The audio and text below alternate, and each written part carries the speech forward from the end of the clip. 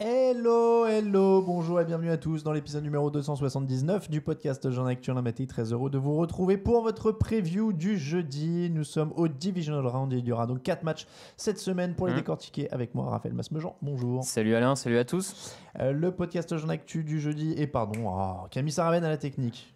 Je suis désolé Camille, je l'oublie à chaque fois le jeudi.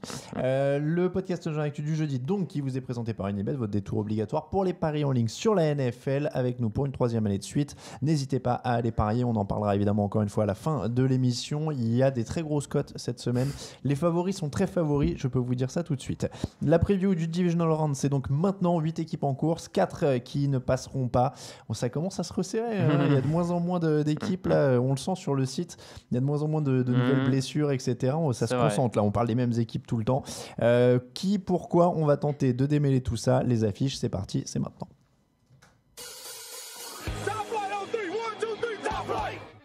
Kansas City Chiefs, Indianapolis Colts. Les Chiefs sont tête de série numéro 1, les Colts tête de série numéro 6. On est dans la conférence AFC, ça se passera samedi à 22h30, c'est le premier match de la semaine.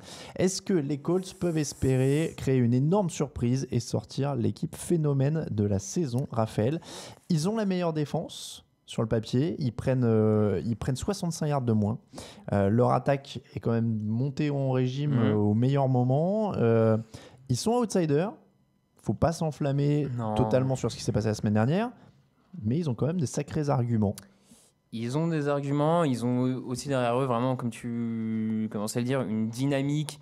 Et on sait à quel point c'est important les dynamiques en play-off, le nombre de franchises qui tout d'un coup en play-off ont trouvé une carburation, même si en saison régulière ils n'étaient pas si bons que ça. Donc c'est vraiment important. Comme tu dis, je les vois effectivement plus forts en défense. Peut-être pas exactement sur la ligne défensive, mais leur cornerback, à l'image d'un Pierre Désir, d'un Malik Hooker, me semble bien plus satisfaisant cette saison, en tout cas, que la garde arrière défensive des Chiefs. Et puis, il y a cette attaque qui, quand elle arrive à contrôler le jeu au sol grâce à Marlon Mack, devient absolument redoutable. Parce que la ligne offensive ouvre des brèches, Marlon Mack utilise le chrono, et derrière, Luck, le fait qu'il y ait une diversité, ça lui permet de découper méthodiquement les défenses adverses. Donc, il y a de l'espoir. Il y a de l'espoir pour cette équipe. Il y a de l'espoir, d'autant que leur ligne a tenu J.J. Watt et Jadavon Clowney plutôt bien la semaine dernière. Ouais.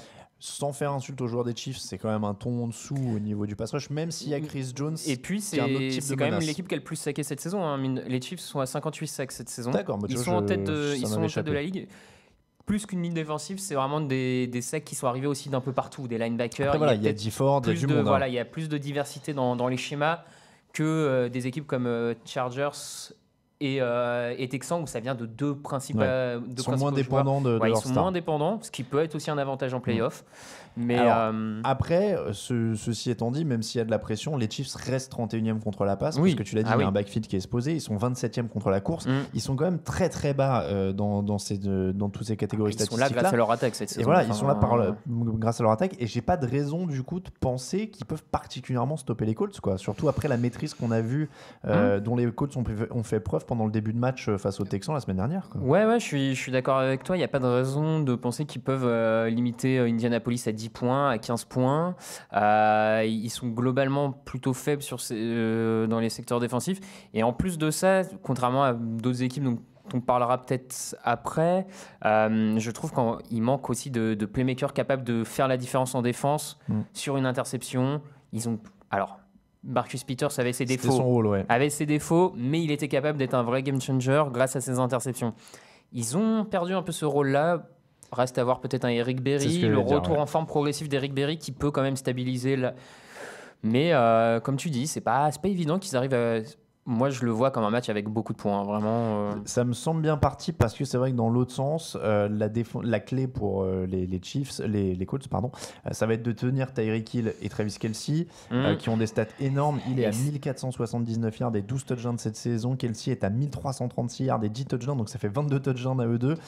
Clairement, là, les menaces, elles sont identifiées. Il y a peut-être Sammy Watkins qui va revenir.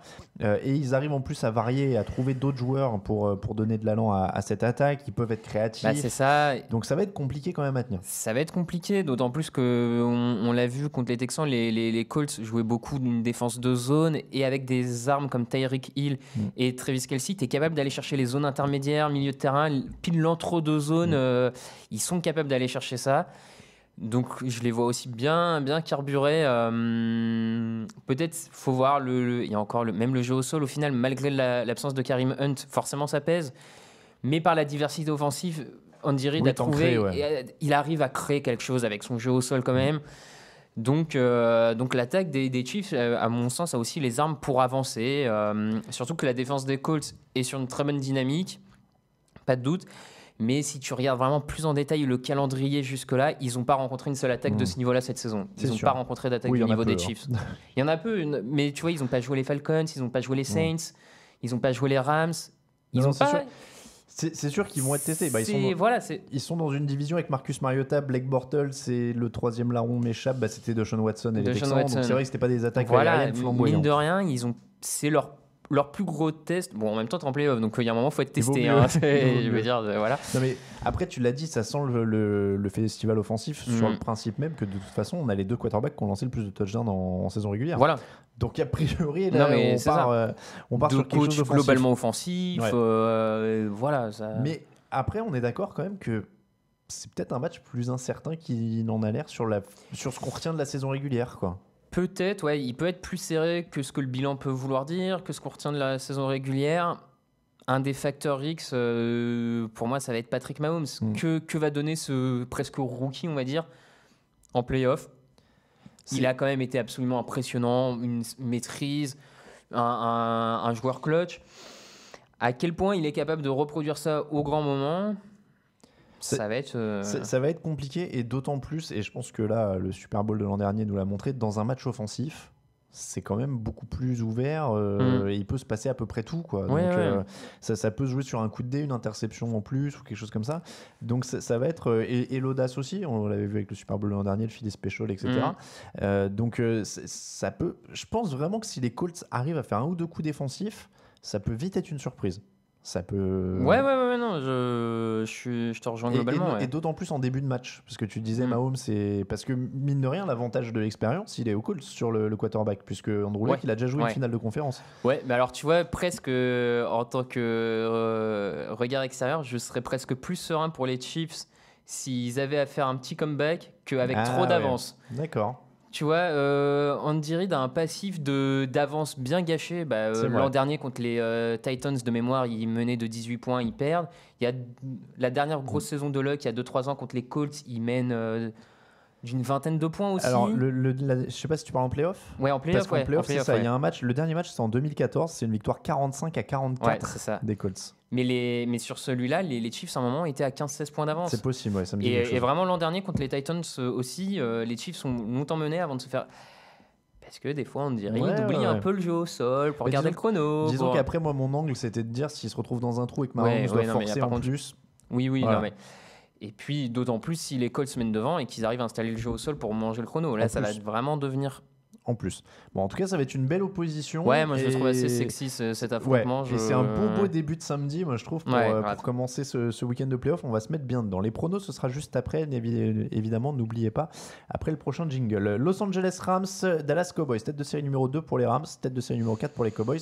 Ce sera donc dans la nuit de samedi à dimanche à 2h20 du matin.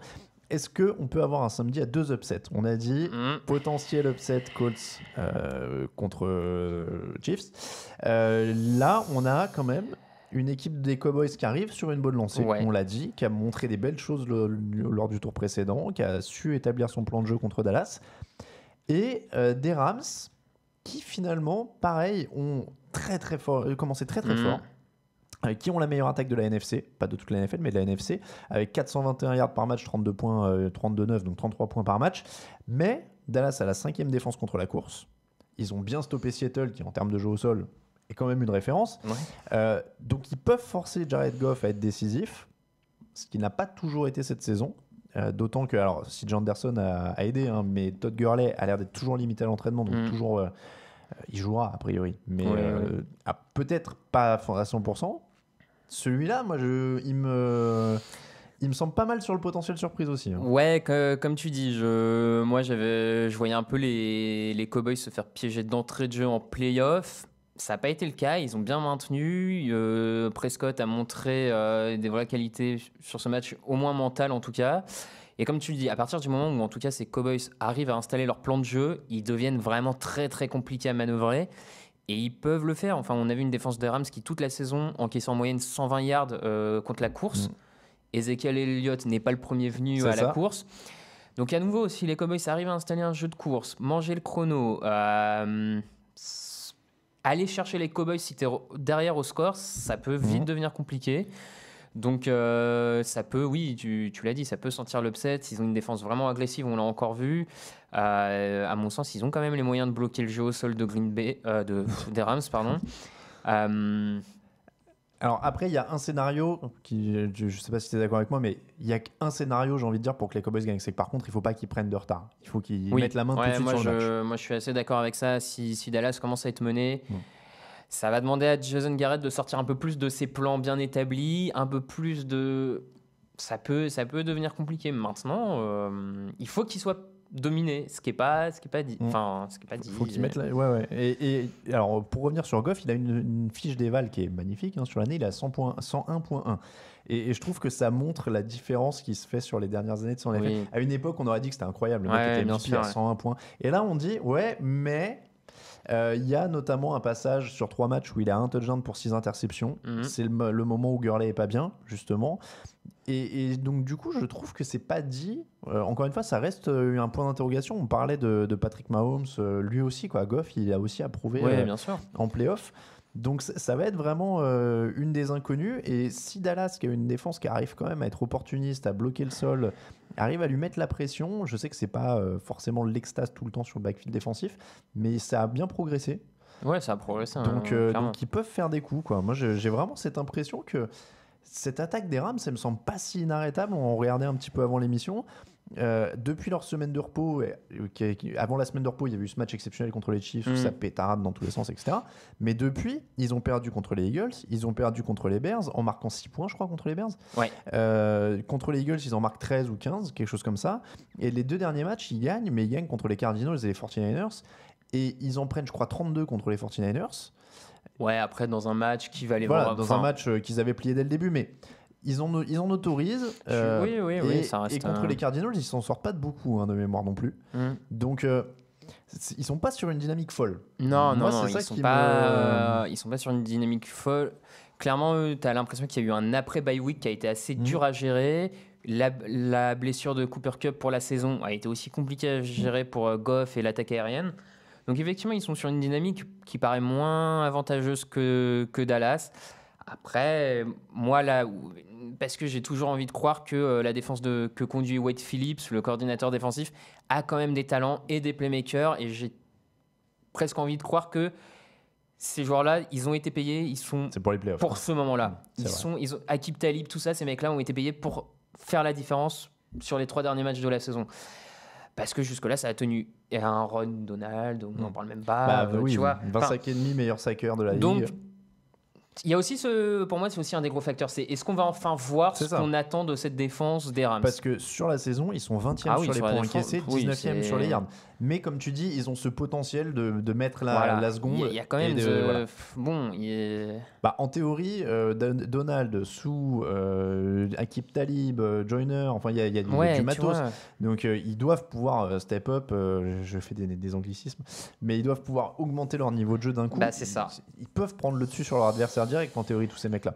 Donc, moi je suis d'accord avec toi, c'est un des gros facteurs X. C'est même le facteur X des Rams, parce que je pense que Sean McVay va trouver des solutions pour avancer un minimum. Leur ligne est bonne, donc ils vont pas être totalement bloqués. Ils ont une semaine pour préparer ce match.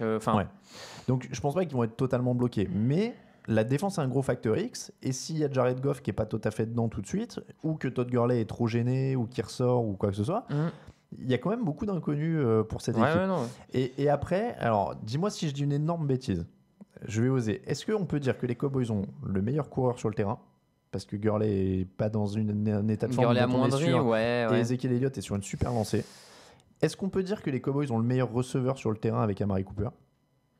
Parce qu'il n'y a pas c'est une très bonne attaque de système qui marche très bien, mais il Oui, n'y a pas d'énormes receveurs numéro 1. Oui. Et est-ce qu'on peut dire qu'ils ont la meilleure défense? En termes de synergie défensive, ouais, je suis d'accord. Sur ce que prouve cette défense. Sur le talent pur, je suis pas certain, mais ce qui compte après Sur tout, le résultat actuel, c'est la synergie, c'est le truc de l'équipe. Ils ont le.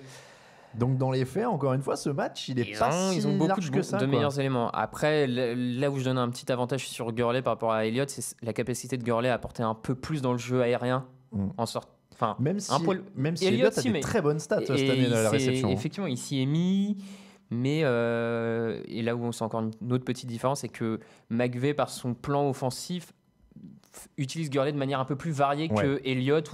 Quand il a la réception, Elliott, c'est souvent parce que Prescott trouve personne, il est sous pression et bam, il balance à Elliott. Il est plus polyvalent, voilà.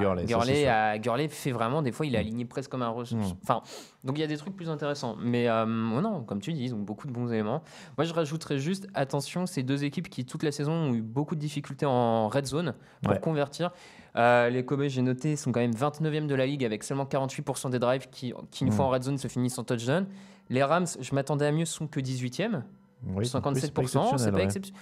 Donc ça pourrait être aussi l'équipe qui arrive à vraiment convertir pour une fois, on va dire pour une fois en red zone, ça peut changer la donne. Et au rayon psychologie de comptoir, les Cowboys ont quand même rien à perdre. Ils sont à l'extérieur, personne ne les attendait là. Les Cowboys n'ont rien à perdre, c'est vrai. Donc attention à ça aussi. C'est vrai.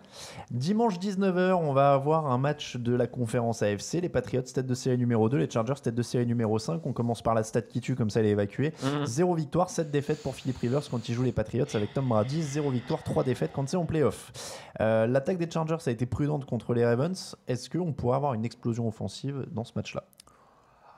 Explosion offensive, je sais pas, mais en tout cas, on va voir, à mon sens, une équipe des Chargers qui va attaquer différemment. Je pense que vraiment le game plan offensif face aux Ravens, c'était surtout ne pas perdre le ballon, limiter au maximum les prises de risque. Je pense qu'on va avoir quand même un jeu bien différent face à cette défense des Patriots, qui est notamment moins forte en défense contre la course. Donc je pense qu'on pourrait voir un peu plus Melvin Gordon que ce qu'on a vu. Maintenant... Alors, statistiquement, c'est assez marrant. Ces deux équipes qui sont ultra proches. Les Patriots sont à 27,3 de moyenne. Les Chargers sont à 26,8. Donc, c'est très, très proche. Et en défense, sur les points encaissés, les Patriots sont à 20,3. Les Chargers sont à 20,6. Donc statistiquement, ils sont très très proches. Est-ce que la clé, qui est très cliché, ce serait de mettre la pression sur Tom Brady? Il a eu du mal un petit peu en début de saison, il avait des stats un peu en baisse face à la pression, alors que c'était un domaine où il excellait évidemment. Au 21 décembre, il était 18e quarterback à l'évaluation sous pression. Ensuite, il est évidemment monté en régime sur les derniers matchs, et ça a été plus affûté. Après, c'était pas d'énormes adversaires, mais ça semble pouvoir être une clé, et on l'a dit, on parlait d'équipes qui se reposent sur les stars sur le pass rush. Il y a eu un énorme Melvin Ingram lors du dernier match contre Baltimore, et il y a Joey Bosa qui est toujours là quand même. Ouais, c'est forcément une des clés pour moi, ce match-up entre la ligne offensive des Patriots et au moins le duo de pass rusher des Chargers, comme tu dis. On sait que si vraiment tu arrives à casser le rythme de lancer de Tom Brady, casser cette espèce de jeu de petits gains des Patriots qui avance comme ça, si tu arrives à enrayer tout ça, le mécanisme, ça peut vraiment mettre en difficulté les Patriots. Et en plus, ce qui est intéressant, je trouve, les armes qu'ont les Chargers, c'est qu'on l'a vu face aux Ravens, Ingram et Bosa sont capables d'attaquer et de mettre la pression depuis ailleurs que depuis seulement l'extérieur. C'est que c'est pas juste de pass rusher alignés sur l'extérieur et qui ne vont prendre que l'extérieur. Ingram a fait un de ses 2 sacs, vient de l'intérieur.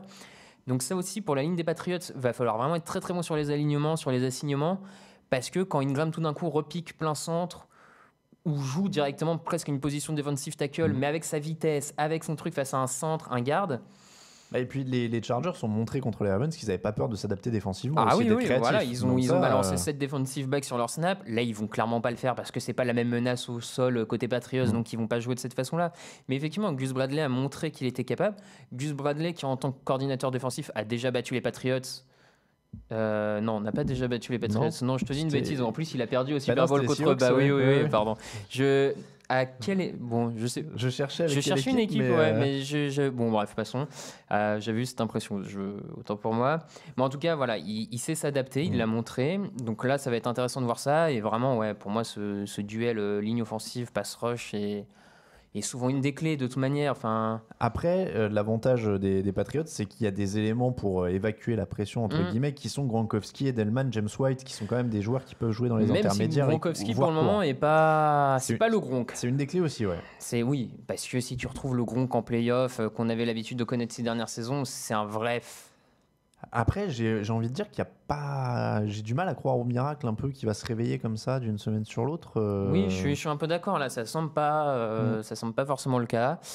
Ce serait idéal pour eux, mais c'est dur de puis, voir des signes qui diraient qu'il va s'exploser comme ça d'un coup. Et puis sur ce qu'un rookie comme Darwin James a montré au poste de safety depuis le plus. début de saison, il me donne le sentiment de pouvoir aller taper Gronkowski sur plusieurs snaps, donc c'est intéressant. Ouais. Les Patriots en fait sont durs à juger parce que je t'aurais bien dit ça va être une attaque au sol comme ils ont fait en saison régulière, ils vont mettre l'accent sur Ouais, Mitch, sauf etc. que- Mais ils sont capables de lancer Non. 50 fois, de courir 10 fois et d'avoir un Brady hyper affûté.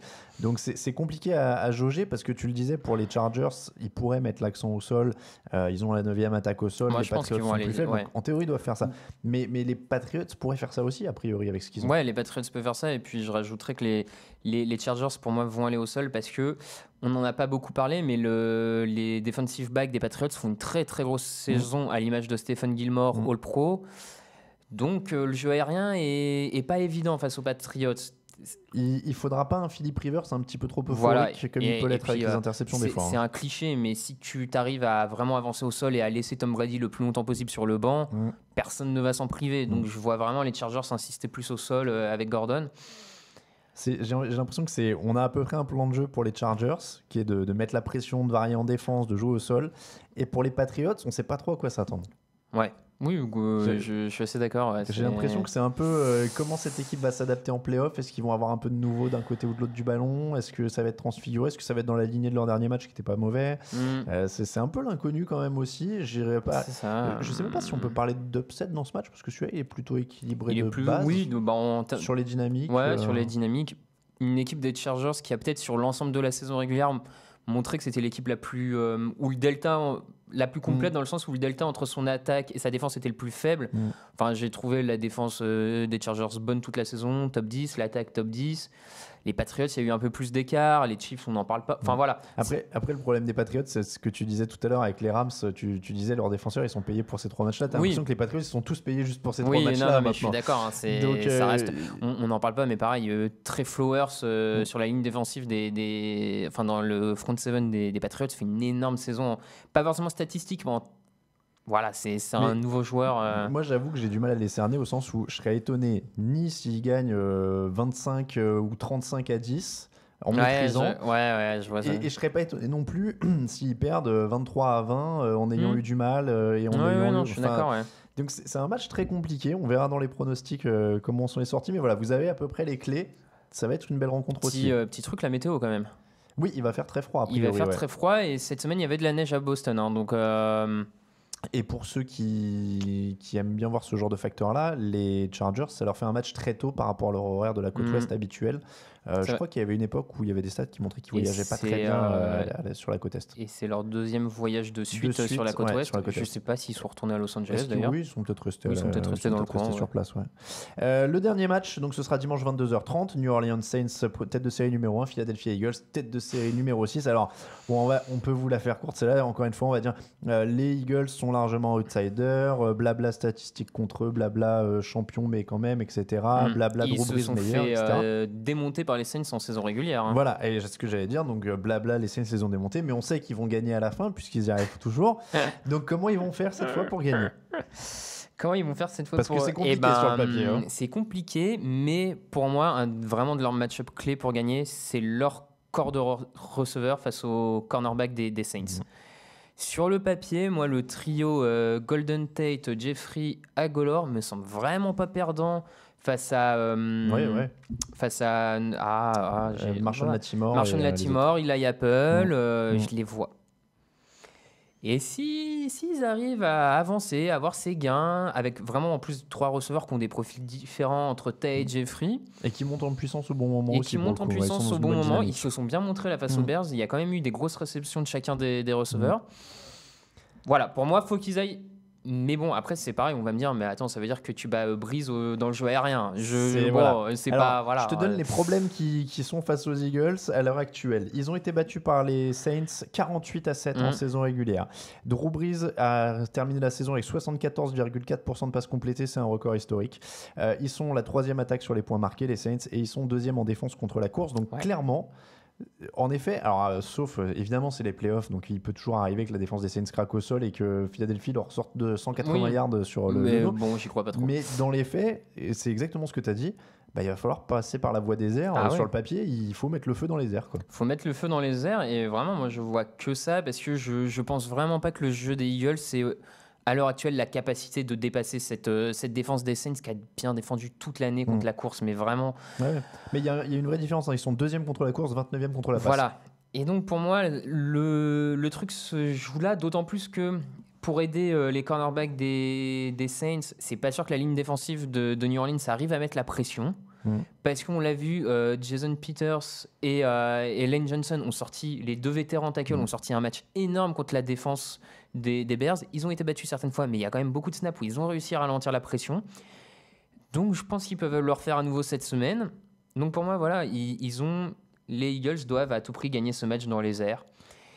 Alors, encore une fois, je vais être dans les problèmes pour eux. C'est aussi, par contre, ils ont la 3e plus mauvaise couverture aérienne sur la saison régulière et qui jouent Drew Brees. Donc, vraiment, ça va être match je suis d'accord. dans les airs. Drew Brees et Michael Thomas. Parce qu'il n'y a pas un receveur côté Bears qui est du niveau de Michael Thomas, par exemple. Enfin, ils ont quand même été moins inquiétés par Trubisky et Allen Robinson que ce qu'ils ne peuvent être par Brees, Michael Thomas. Et ils ont pris 10 réceptions et 120 yards par Robinson. Hein. Voilà, en plus. Donc, malgré tout. Ils risquent de se faire découper. Parce qu'ils jouent avec des rookies, Maddox, tout ça.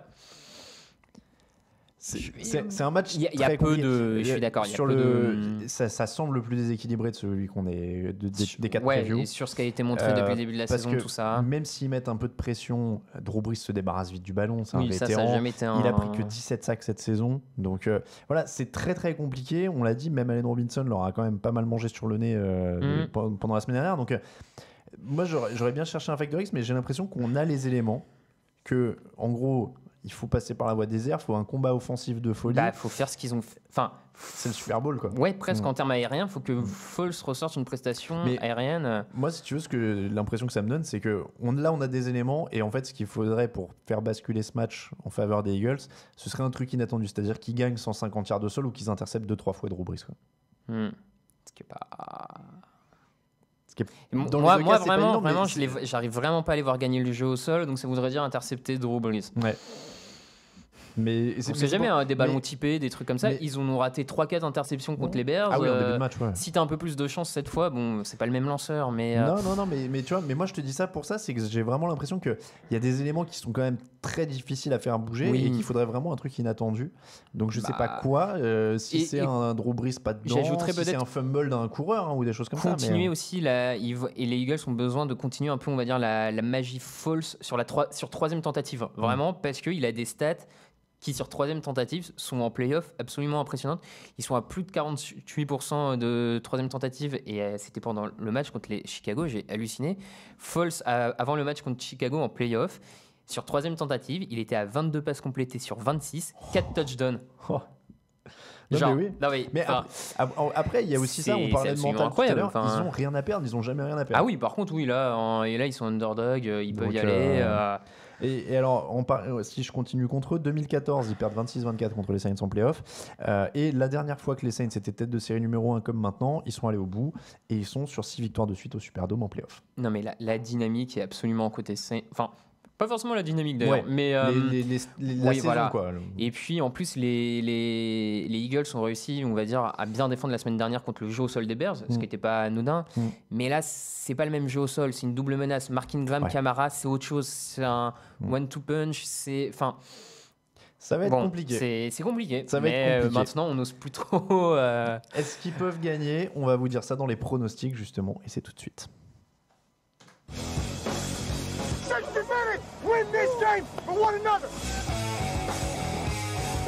Les pronostics, on fait un petit point sur les scores et on remercie encore Joachim qui nous envoie les résultats. C'était 2 points par match la semaine dernière puisqu'on monte en puissance dans les playoffs. Grégory 2 points, Raoul 2 points, Raphaël 2 points. et j'ai raflé 6 points.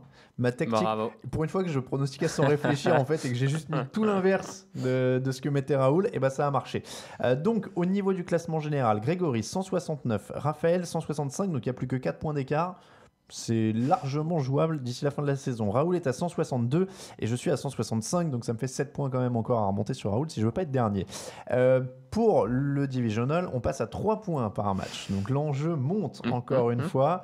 Il va falloir jouer serré. Ouais. Je vous donne donc le premier match, Chiefs, Colts, Raphaël. Je vais y aller sur Kansas City. Voilà, mais... C'est parce que c'est le favori, quoi. Allez, vous savez quoi? Je change, je vais jouer Indiana. Tu changes? Indianapolis, allez. Alors, je note sur mon petit fichier. C'est noté. Allez. C'est noté. Indianapolis pour toi, donc.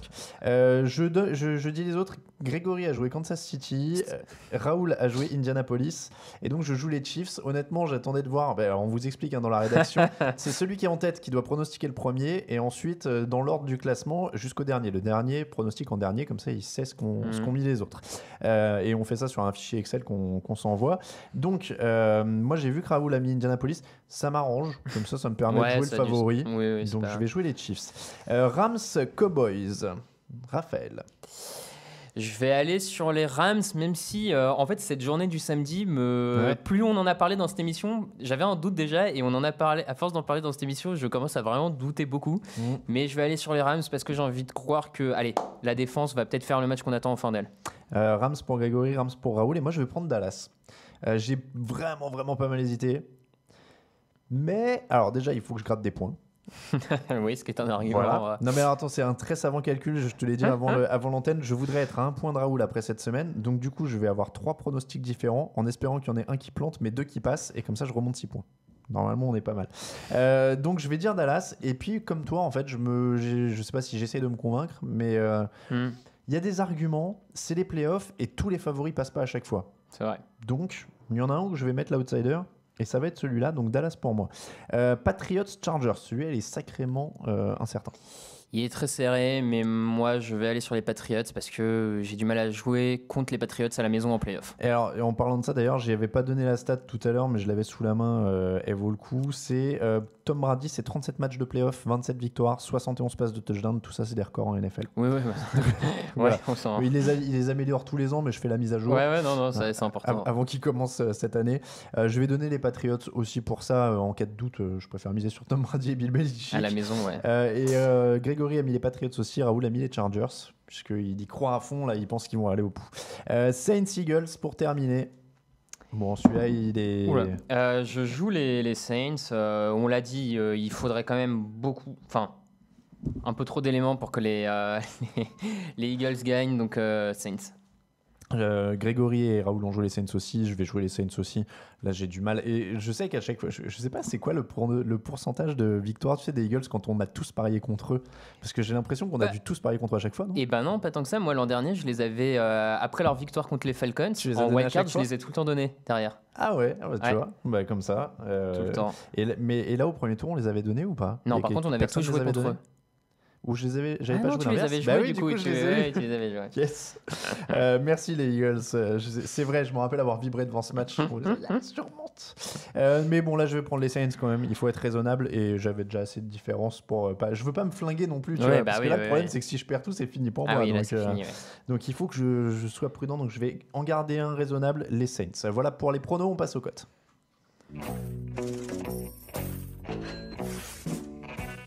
Vous avez l'habitude, notre choix des meilleures cotes NFL Unibet de la semaine, c'est maintenant. Raphaël, qu'as-tu choisi pour ce deuxième tour des playoffs? Eh bien, j'ai choisi une cote sur le match Indianapolis Colts Chiefs, où je pense qu'il y aura plus que 6,5 touchdowns, et donc c'est une cote à 1,75. Donc voilà, moi on l'a dit, ça va être offensif. On pense que ça va être offensif, ça fait 3 touchdowns de chaque côté plus 1, donc allons-y quoi. Moi je vais jouer les Cowboys directement, 3,40. Je crois que c'est la plus grosse cote des 4. Donc ça se tente, ça se met une petite piécette quand même sur un 3,40. C'est pas la plus grosse, Philly, je crois. C'est Philly la plus grosse, pardon. Mais oui, 3,40 c'est pas mal quand même. Et puis la troisième cote, touchdown de Michael Thomas, 1,93. Ça se prend. Ah oui, Parce que là, franchement, il y a quand même de très bonnes chances face au corner Philly qu'il aille en chercher. Donc 1,93 le touchdown de Michael Thomas. Le combiné, donc plus de 6 touchdowns et demi dans le Colts Chiefs, les Cowboys et le touchdown de Michael Thomas, 10 € misés, 114,84 €. Pas mal, hein. Il faut un petit coup de pouce des Cowboys, un upset, mais sur les plus de 6 touchdowns et demi et sur le touchdown de Michael Thomas, cela il me semble pas mal. Le YOLO, on est sur un YOLO de playoff. Donc YOLO de playoff, c'est les outsiders. Indianapolis, Dallas, Chargers, Eagles. Alors je me suis pas mis les cotes devant le nez. Attends, je vais juste vérifier. Voilà, donc Colts 2,70, Cowboys 3,40. La page s'actualise au moment où je parle, évidemment. 2,70, 3,40, 2,55 pour les Chargers et 3,60 pour les Eagles, qui ont en effet donc la plus grosse cote. Et là, ça nous fait quand même un petit combiné à 10 € misés pour 884,36 €. Donc un YOLO d'outsider. Donc que des équipes à l'extérieur, fatalement. Mais c'est pas bon, les Eagles, c'est quand même dur. Je suis en train de regarder, il y a 38% de gens qui ont misé sur les Cowboys sur Unibet par exemple. Tu vois, c'est l'outsider qui a eu le plus de mises. Derrière, il y a les Eagles qui ont 28% de mise, 20% sur les Colts et 17% seulement pour les Chargers. Les gens parient à 83% sur les Patriots. C'est Patriots. C'est les Patriots. Bon, voilà pour les cotes de ce week-end. Eh ben c'est pas mal. C'est pas mal. C'est pas mal et ça nous fait une nouvelle preview de bouclée, une belle petite preview pour un tour de playoff qui va encore être très très excitant quand même. Ça commence à être...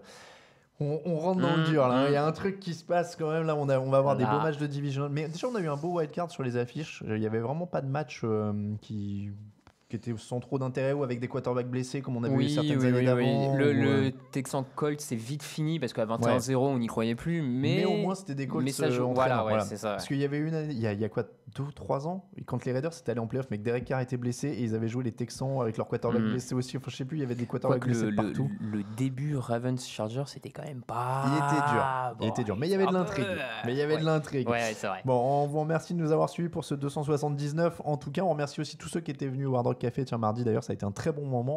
On vous remercie encore une fois et on se reverra au mois de février. Merci de nous avoir suivis donc. Le podcast du jeudi, c'est Unibet. N'hésitez pas à aller parier, passer par les liens qui sont sur le site. On vous remercie si vous nous soutenez sur Tipeee. N'hésitez pas à rejoindre tous ceux qui le font. N'hésitez pas à vous abonner à tout ce que vous pouvez, Spotify, iTunes. Non, on dit Apple Podcast maintenant. Pardon, à chaque fois on me reprend maintenant. Mais abonnez-vous, laissez des étoiles, laissez des commentaires, laissez tout ça. SoundCloud, on est à peu près partout, donc n'hésitez pas. On se retrouve pour le fauteuil samedi à 21h, comme la semaine dernière. Donc petit avant-match.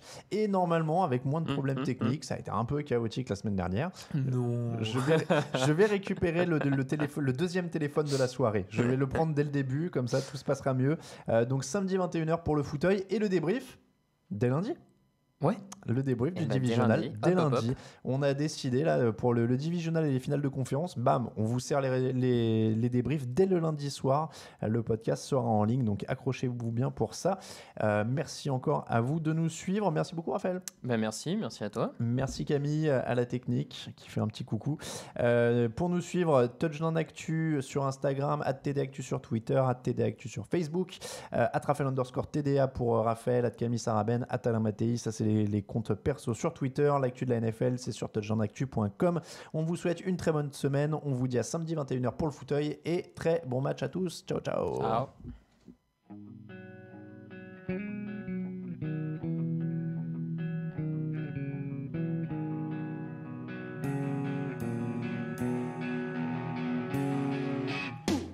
meilleures analyses, fromage et jeux de mots, tout sur le foutu est en TDAQ.